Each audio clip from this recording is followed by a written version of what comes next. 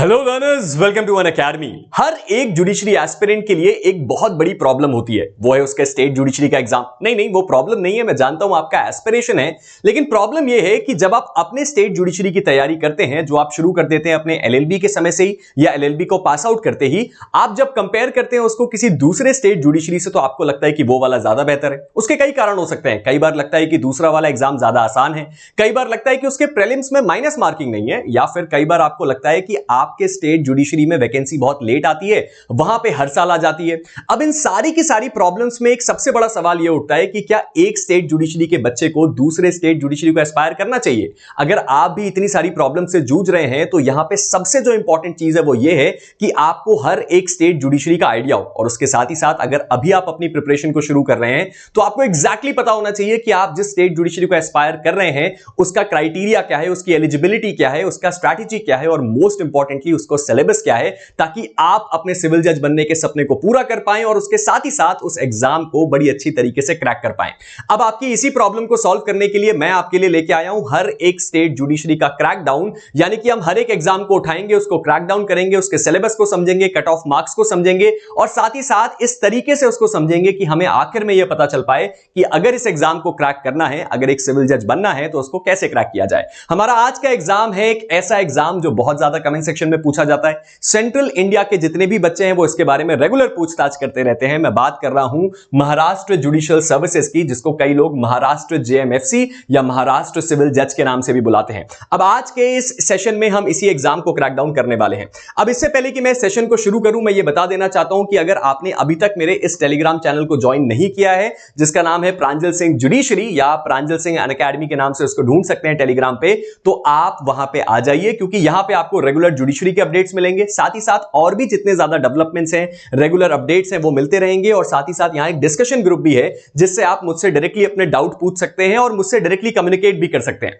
आगे बढ़ते हैं और शुरुआत करते हैं हमारे इस सेशन से, जहां हम देखने वाले हैं महाराष्ट्र जुडिशियल सर्विसेज को। आज के इस वीडियो में हम क्या क्या देखने वाले हैं सर? सबसे पहले हम सिलेबस को डिकोड करेंगे, एलिजिबिलिटी को समझेंगे, एग्जाम पैटर्न को देखेंगे, साथ ही साथ वैकेंसी की बात होगी, और उसके साथ ही साथ हम कट ऑफ मार्क्स की तरफ भी जाएंगे और समझेंगे कि इस एग्जाम को अगर क्रैक करना है तो आपके पास कट ऑफ क्या होना चाहिए। और भी आपके बहुत सारे सवाल होते हैं, उन सबका जवाब आपको आगे इस सेशन में मिल जाएगा। अब इससे पहले कि सेशन की शुरुआत करी जाए, बहुत ज्यादा जरूरी है यह बात जानना कि आपका कॉम्पिटिशन है किनसे, ताकि आपको कंपटीशन का एग्जैक्ट आइडिया हो। यह कंपटीशन आपका होने वाला है लगभग 16,000 बच्चों से, यानी कि प्रीलिम्स देने वाले बच्चों का जो नंबर है वो 16,000 है। अब ऐसा हो सकता है कि आप में से बहुत सारे लोगों को लगे कि यह नंबर थोड़ा ज्यादा है, लेकिन आप मेरी बात मानिए, जब आप यूपी जुडिशरी का एग्जाम देने जाते हैं तो फॉर्म फिल करने वाले बच्चों का नंबर होता है 70,000, और लगभग 50,000 बच्चे प्रीलिम्स का एग्जाम देते हैं। उस कंपैरिजन में अगर आप देखें तो ये एग्जाम का नंबर काफी कम है, और एक छोटा स्टेट जैसे कि छत्तीसगढ़, जहां पे वैकेंसी का नंबर भी ज्यादा नहीं होता, वहां पे जो बच्चों का नंबर है वो 13,000 है। उसके हिसाब से देखा जाए तो महाराष्ट्र जुडिशियल सर्विसेज में कंपटीशन का लेवल थोड़ा कम है, लेकिन उसका कारण भी है, वो है लैंग्वेज। अब इसके बारे में हम जरा आगे समझते हैं। सबसे पहले शुरुआत करते हैं इस बात को समझने से कि अगर आपको महाराष्ट्र में एक सिविल जज बनना है तो आपके पास कौन कौन सी एलिजिबिलिटी होनी चाहिए। अगर एलिजिबिलिटी की बात करी जाए तो आपकी जो एज है वो 21 से 35 होनी चाहिए, अगर आप जनरल कैटेगरी में है। उसके बाद हर एक अलग अलग सबसेक्शन के लिए कुछ कुछ एज का रिलैक्सेशन है, जैसे कि जो मैक्सिमम एज है अनरिजर्व के लिए वो 35 इयर्स है, लेकिन 3 साल का रिलैक्सेशन है ओबीसी के लिए और 5 साल का रिलैक्सेशन है एससी एंड एसटी के लिए। इसके साथ ही साथ कुछ और रिलैक्सेशंस भी हैं जो आप खुद जाके उसकी वेबसाइट में देख सकते हैं। अब आगे आए और एजुकेशनल क्वालिफिकेशन की बात करें तो यहां पे एमपी की तरह आपसे 3 साल की प्रैक्टिस नहीं मांगी गई है, 70% मार्क्स नहीं मांगे गए। बड़ी सिंपल सी एलिजिबिलिटी है सर, कि आपके पास एक ग्रेजुएशन की डिग्री होनी चाहिए, यानी कि आपके पास एक एलएलबी की डिग्री हो जो बार काउंसिल से रिकॉग्नाइज्ड हो। लेकिन राजस्थान की तरह यहां फाइनल ईयर में अप्लाई नहीं कर सकते, आपके पास एलएलबी की डिग्री प्रीलिम्स का फॉर्म भरने से पहले होनी चाहिए।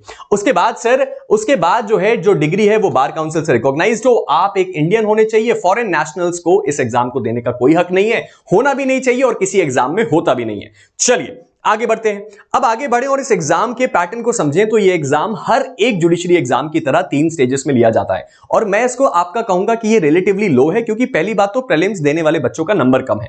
उसके साथ ही साथ जो इसका सिलेबस का चंक है ना, वो भी काफी कम है in comparison to other law exams. अब जरा देखिए पैटर्न में, सबसे पहले आपको देखना है प्री एग्जाम, जो जिसमें होता है एक पेपर, ये एमसीक्यू बेस्ड होता है। उसके बाद मेंस में होते हैं 2 पेपर, ये सब्जेक्टिव होते हैं। और उसके बाद एक इंटरव्यू होता है जो कि 50 मार्क्स का होता है, जो कि एक तरह से आपका पर्सनैलिटी टेस्ट है। आपको यह बात बहुत अच्छे से पता है कि यह केवल एक क्वालिफाइंग एग्जाम है, इसके और इसके मार्क्स को जोड़कर आपकी फाइनल मेरिट लिस्ट बनाई जाती है। आगे बढ़ते हैं और सबसे पहले देखते हैं प्रीलिम्स को। अब जैसा कि मैं नॉर्मली इस चार्ट में हमेशा आपको दिखाता हूं कि प्रीलिम्स दो पार्ट में डिवाइडेड है, जीएस का पार्ट और लॉ का पार्ट, लेकिन यहां ऐसा नहीं है। यहां प्रीलिम्स में सारे के सारे सवाल जो हैं वो लॉ से ही पूछे जाते हैं। आगे बढ़े और ज्यादा देखें तो प्रीलिम्स के पेपर को अगर आप कोट डाउन करेंगे तो यहां थोड़ा सा मामला स्ट्रिक्ट है। यहां पे कट ऑफ कम जाने का एक रीजन है, क्योंकि छत्तीसगढ़ में भी 100 मार्क्स का प्रीलिम्स होता है, लेकिन वहां कट ऑफ जाता है 90, 87, 88, लेकिन यहां पे कट ऑफ का नंबर जरा कम है। आगे उसके बारे में समझते हैं। सबसे पहले यहां देखिए, जो पेपर 1 है इंग्लिश मीडियम में होगा, मराठी मीडियम में नहीं होगा। यहां पे आपका केवल लॉ का पोर्शन आने वाला है। 100 मार्क्स के 100 सवाल, यानी कि हर एक सवाल कितने मार्क्स का होगा सर? 1 मार्क का। 100 सवाल आपसे पूछे जाएंगे, 1 मार्क ईच। यहां पे नेगेटिव मार्किंग भी है 1/4 की, यानी कि हर सही जवाब पे आपको मिलेगा 1 मार्क और हर गलत जवाब पे आपके 0.25 मार्क्स डिडक्ट हो जाएंगे। इस बात का आपको ध्यान रखना है। माइनस मार्किंग वो रीजन है कि जो कट ऑफ है वो कम जाता है, इसका मतलब स्ट्रैटेजिक एग्जाम है। उसके साथ ही साथ 2 घंटे में ये प्रीलिम्स एग्जाम करवाया जाएगा। अब जरा आगे बढ़े और हम इसके सिलेबस को देखें तो सिलेबस का जो पोर्शन है वो बहुत ज्यादा लेंथी नहीं है in comparison to other exams, जैसे कि constitution of India, Indian contract act, CRPC, जो कि डेफिनेटली अब बीएनएसएस हो जाएगा। उसके बाद स्पेसिफिक रिलीफ एक्ट आईपीसी, जो कि डेफिनेटली बीएनएस हो जाएगा। इस बात के लिए आप प्रिपेयर्ड रहिए कि नए क्रिमिनल लॉ ऐड होंगे। उसके बाद अगर आप आगे जाएं तो टीपीए है हमारे पास, इंडियन एविडेंस एक्ट है जो भारतीय साक्ष्य अधिनियम हो जाएगा। फिर हमारे पास महाराष्ट्र रेंट कंट्रोल एक्ट है। सबसे ज्यादा खूबसूरती इस एग्जाम की यही है कि केवल इकलौता माइनर यही है, उसके अलावा कोई दूसरा माइनर या लोकल लॉ एडेड नहीं है। फिर हमारे पास सोगा है, सेल्स ऑफ गुड एक्ट, और उसके बाद है हमारे पास पार्टनरशिप एक्ट। That's it. ये है आपके प्रीलिम्स का सिलेबस और इसी से आने वाले हैं आपके 100 सवाल जो कि 1 मार्क ईच होने वाले हैं। चलिए, अब हमने जब प्रीलिम्स एग्जाम को समझ लिया तो अब हमें देखना पड़ेगा कि इसका कट ऑफ क्या जाता है, क्योंकि कट ऑफ को समझेंगे तभी तो हमें समझना है कि हमें एग्जाम को कैसे स्ट्रेटेजाइज करना है। अब अगर साल 2023 में देखें तो 60, 62, 65, 63, यानी कि ये हमेशा 60 से 65 के बीच रहेगा। और अगर ये एग्जाम टफ हुआ तो मान लीजिए थोड़ा सा कम होगा, और अगर गलती से इजी आ गया तो ये कट ऑफ और भी ज्यादा ऊपर हो सकता है। अगर आप इस नजरिए से देखें, यानी कि 60 और 64 के बीच का अगर एवरेज निकालें 100 में से, तो आपका टारगेट हमेशा सेफ होने के लिए 65 अबव का होना चाहिए। अब मैं जानता हूं आप बोलेंगे कि सर इतना क्यों बोल रहे हैं आप 62, 63 भी तो बोल सकते हैं। मैं सिर्फ ये चाहता हूं कि मैं आपको उतना नंबर दूं जो कि आपके लिए काफी ज्यादा सेफ हो, और 65 एक सेफ साइड नंबर है महाराष्ट्र जुडिशियल सर्विसेज एग्जामिनेशन के प्रीलिम्स को क्वालिफाई करने के लिए। अब आगे बढ़ते हैं। अब जरा समझते हैं मेंस को। मेंस का पेपर यहां पे बहुत ज्यादा मुश्किल नहीं है। मुश्किल मैं क्यों कह रहा हूं, अब आप मुझे मत बोलने लग जाना कि आपने कभी दिया है क्या, आपको क्या पता कि मेंस क्या होता है, हम दे चुके हैं। मैं पर सारी बातें समझ गया सर, लेकिन मैं उसको कंपेयर कर रहा हूं दूसरे एग्जाम से, इसीलिए आपको मैं बता रहा हूं कि अगर आप यूपी का पेपर उठाएंगे, बिहार में 8 पेपर होते हैं, तो उसके कंपैरिजन में ये आपको थोड़ा आसान लगेगा। पेपर 1 कितने का है सर? 100 मार्क का। पेपर 2 100 मार्क का, यानी कि केवल कितने पेपर हैं सर? केवल 2 पेपर्स हैं। उसके साथ ही साथ दोनों 3-3 घंटे के पेपर्स होंगे। अब यहां पे इंटरेस्टिंग बात क्या है, अभी आपको बताते हैं सर। यहां इंटरेस्टिंग बात है मराठी और इंग्लिश की, यानी कि आपके पास ये ऑप्शन है कि आप चाहें तो मराठी मीडियम में भी दे सकते हैं ये पेपर, और इंग्लिश मीडियम में भी दे सकते हैं। अब यहां पे ये बात तो तय है कि आप जो पूरा का पूरा ये जुडिशियल सर्विसेज एग्जामिनेशन है महाराष्ट्र का, वो आप इंग्लिश मीडियम में दे सकते हैं, यानी कि बाहर स्टेट के बच्चे इसको अप्लाई कर सकते हैं और बड़ी आसानी से क्रैक भी कर सकते हैं।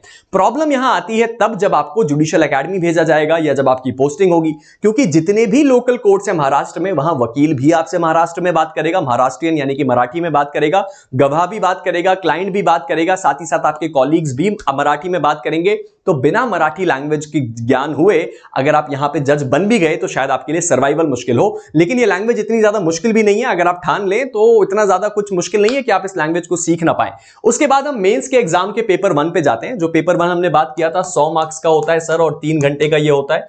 यहां पे अगर आप देखेंगे तो सबसे पहले ये आपका सिविल केसेस का मामला है, यानी कि ये सिविल साइड के जितने भी सब्जेक्ट्स हैं। सबसे पहले आएगा सीपीसी, उसके बाद TPA, specific relief, contract, sales of good act and partnership act. यहां पे कोई भी ऐसे वगैरह आपको नहीं दिख रहा है, और ये होगा आपका 100 मार्क का, और ये आप इंग्लिश और मराठी दोनों में दे सकते हैं। मेंस का जो पेपर 2 है वो क्रिमिनल साइड का, और इसमें ऐसे भी आता है Indian penal code, evidence act, code of criminal procedure, जो कि डेफिनेटली BNSS और ये हो जाएगा BNS। उसके बाद schedule caste and schedule tribe के ऊपर हमारा केस है। उसके बाद यहां पे कुछ माइनर्स भी देखिए, tribes prevention of atrocities act 1989, protection of civil rights act 1955 और एक ऐसे आएगा करंट लीगल टॉपिक पे अप्रोक्सीमेटली 800 वर्ड का। यानी कि जो पेपर 2 है वहां पे आपको कुछ करंट अफेयर्स के बारे में भी पढ़ाई करते रहना है, क्योंकि यहां पे आपसे ऐसे भी पूछा जाने वाला है। लेकिन ये पूरा पेपर 100 मार्क का ही होता है, तो इसलिए इस बात की चिंता नहीं करनी है कि ऐसे का कुछ अलग पेपर होने वाला है। अगर आप करंट अफेयर्स से वेल वर्स नहीं है तो इसी चैनल पे आपको मिल जाएगी मेरी प्लेलिस्ट, जहां मैं यूपीपीसीएस जे के लिए करंट अफेयर्स को भी कवर कर रहा हूं।